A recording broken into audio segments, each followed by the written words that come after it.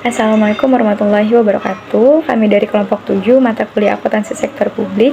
Sebelumnya mohon izin menyampaikan hasil analisis penerapan akuntansi sektor publik pada laporan keuangan Provinsi Jambi tahun 2024. Nama saya Ayu Yulia Tami.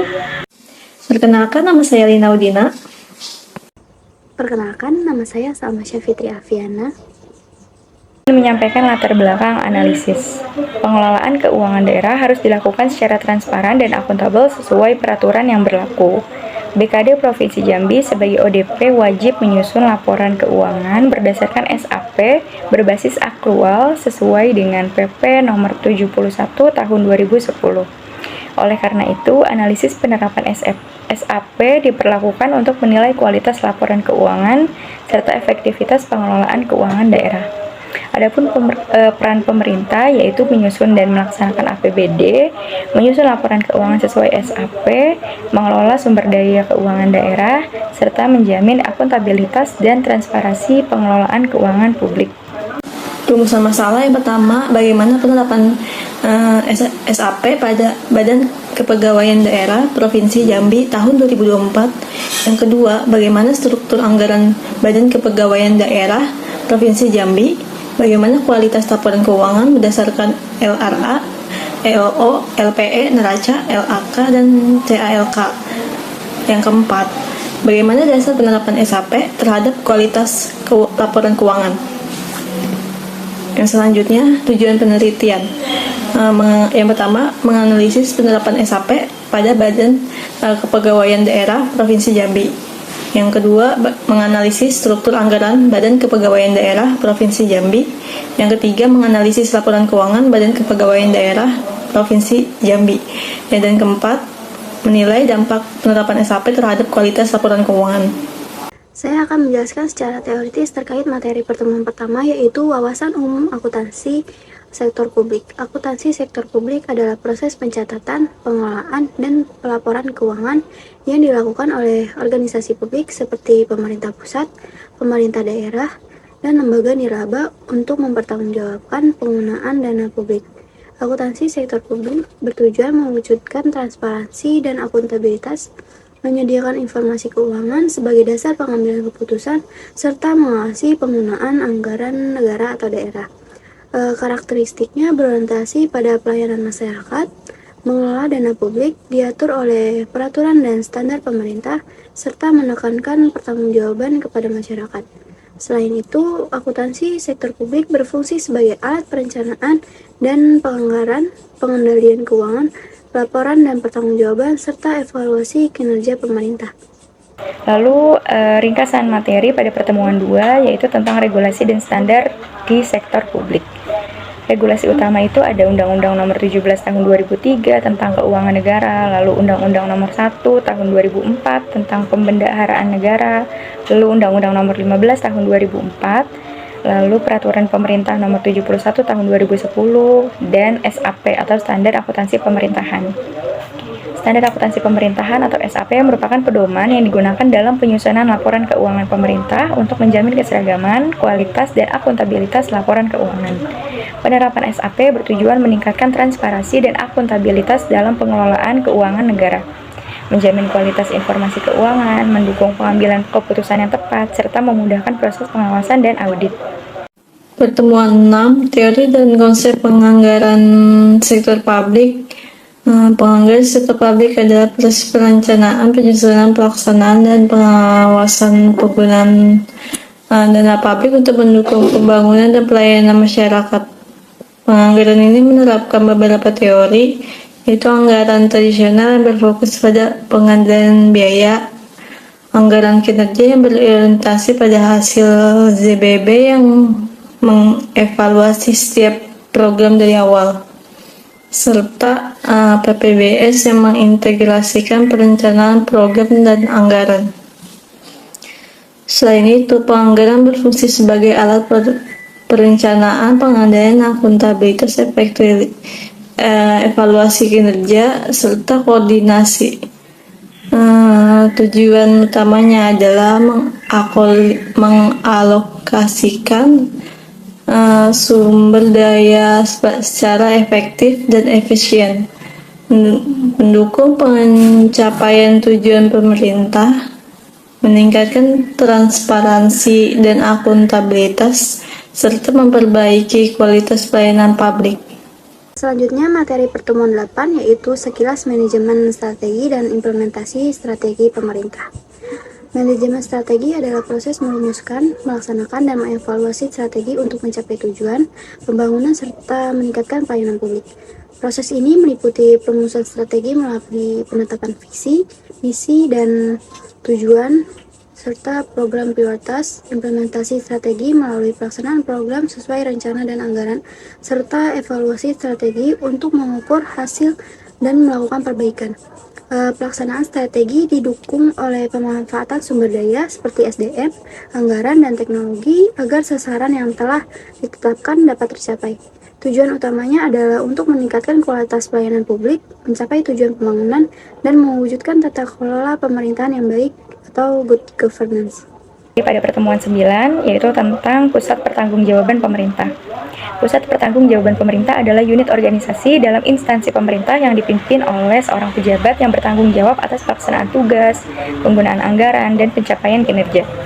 Jenisnya meliputi pusat biaya yang berfokus pada pengendalian biaya, pusat pendapatan yang bertanggung jawab atas pencapaian target pendapatan, pusat laba yang mengelola pendapatan dan biaya untuk menghasilkan laba, umumnya pada BUMN atau BLU, serta pusat investasi yang bertanggung jawab atas pengelolaan aset dan investasi.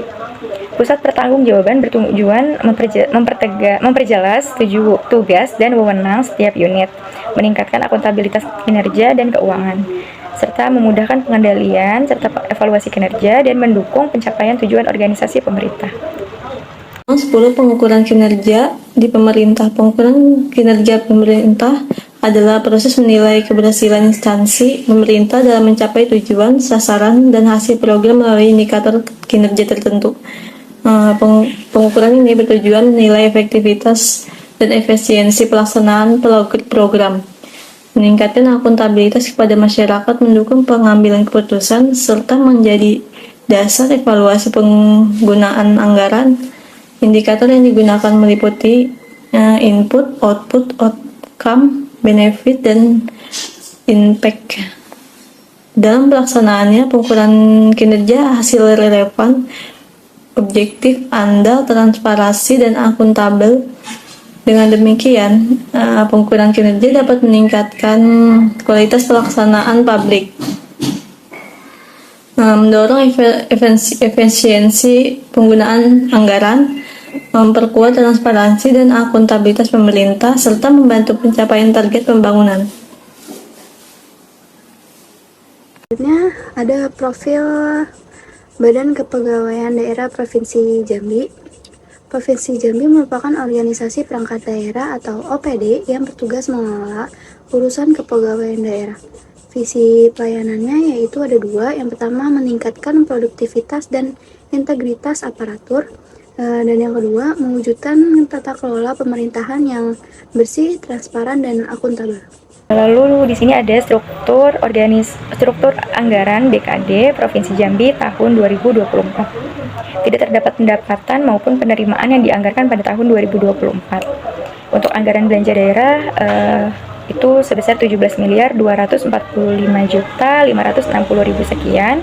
Lalu realisasinya adalah 16.603.859.000 sekian, sehingga presentasi realisasinya itu sebesar 96,28%. Posisi belanja tahun 2024, jenis belanjanya belanja pegawai, anggarannya 12,84 miliar, realisasi 12,52 miliar, persentasinya 97,47%.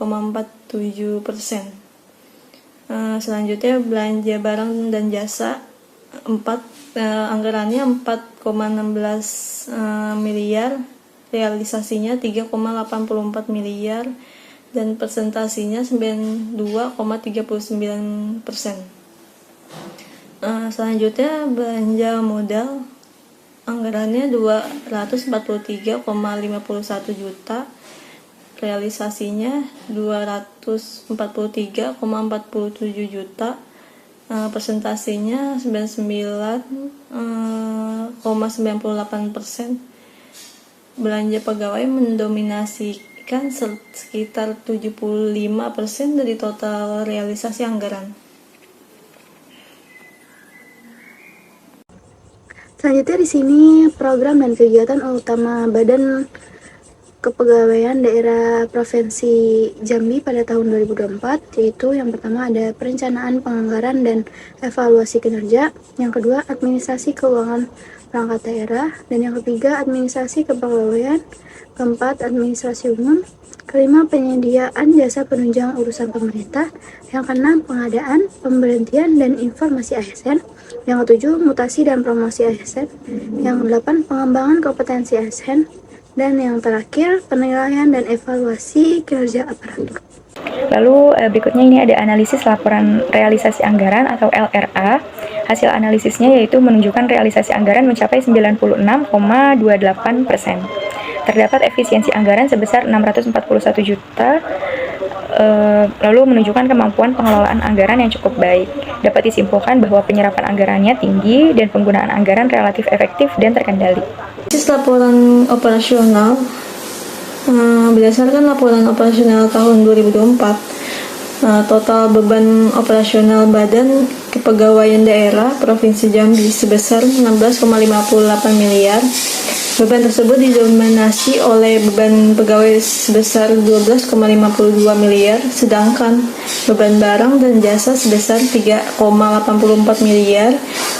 Karena tidak terdapat pendapatan operasional, laporan menunjukkan defisit operasional sebesar 16,58 miliar. Di sini terdapat hasil analisis laporan neraca. Total asetnya yaitu sebesar 1.650.854.784 rupiah. Dan total kewajibannya yaitu sebesar 1.673.278 rupiah. Sedangkan total ekuitasnya mencapai 1.650.181.506 rupiah. Komponen aset terbesar adalah aset tetap dengan nilai 1.649.920.024 rupiah. Secara keseluruhan, kondisi keuangan relatif stabil karena nilai aset jauh lebih besar dibandingkan kewajiban. Lalu berikutnya ini ada analisis laporan perubahan ekuitas atau LPE. Hasil analisisnya itu menunjukkan ekuitas pada tahun 2023 menunjukkan sebesar 1,6 miliar, dan untuk ekuitas tahun 2024 yaitu sebesar 1,6 miliar. Terjadi kenaikan ekuitas sebesar kurang lebih 20,39 juta. Dapat disimpulkan bahwa menunjukkan peningkatan posisi keuangan BKD pada selama tahun 2024. Analisis laporan arus kas. Hasil analisis yang pertama, Badan Kepegawaian Daerah merupakan OPD sehingga tidak menyusun LAK secara mandiri. Yang kedua, informasi arus kas disajikan dalam laporan keuangan pemerintah Provinsi Jambi secara konsolidasian. Yang ketiga, aktivitas kas Badan Kepegawaian Daerah tercermin melalui realisasi badan dan pengeluaran APBD. Kesimpulannya, arus kas tetap dapat ditelusuri melalui realisasi anggaran dan laporan konsolidasi pemerintah daerah. Selanjutnya, hasil analisis catatan atas laporan keuangan atau CLK. CLK di sini terdapat yang pertama dasar hukum penyusunan laporan keuangan, yang kedua kebijakan akuntansi, yang ketiga basis yang digunakan adalah basis akrual, dan yang keempat penjelasan rinci setiap akun laporan keuangan. Kesimpulannya terdapat CLK memberikan transparansi dan meningkatkan pemahaman pengguna laporan keuangan.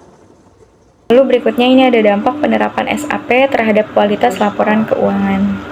Dampak positifnya yaitu meningkatkan transparansi laporan keuangan, memperkuat akuntabilitas pengelolaan APBD, menyajikan informasi yang lengkap berbasis akrual, mempermudah pengawasan dan audit, meningkatkan kualitas pengambilan keputusan, memungkinkan pengukuran aset dan kewajiban secara lebih akurat, dan mendukung tata kelola pemerintahan yang lebih baik atau good governance. Dari hasil analisis dan evaluasi penerapan SAP, berdasarkan hasil analisis, Badan Kepegawaian Daerah Provinsi Jambi telah menerapkan standar akuntansi pemerintah atau SAP berbasis aktual sesuai dengan PP nomor 71 tahun 2010. Hal ini tercermin dari penyusunan laporan keuangan yang telah memuat laporan realisasi anggaran, laporan operasional, neraca, laporan perubahan ekuitas, dan catatan atas laporan keuangan secara lengkap. Selain itu, realisasi anggaran yang mencapai 9,28% menunjukkan pengelolaan anggaran yang baik, sehingga penerapan SAP berbasis aktual mampu meningkatkan kualitas, transparansi, dan akuntabilitas laporan keuangan pemerintah daerah. Terakhir, rekomendasi perbaikan tata kelola keuangan. Yang pertama, meningkatkan kualitas perencanaan anggaran agar serapan lebih optimal. Yang kedua, memperkuat kapasitas SDM pengelola keuangan. Yang ketiga, mengoptimalkan sistem informasi keuangan berbasis digital. Dan yang keempat, meningkatkan monitoring dan evaluasi program secara berkala. Dan yang terakhir, memperkuat pengendalian internal dan manajemen risiko.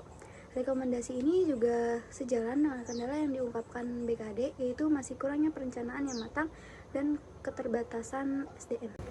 Demikian presentasi dari kelompok kami. Semoga materi yang kami sampaikan bermanfaat dan dapat menambah wawasan. Mohon maaf apabila masih terdapat kekurangan dalam penyampaian maupun isi presentasi kami. Kami ucapkan terima kasih dan sampai jumpa.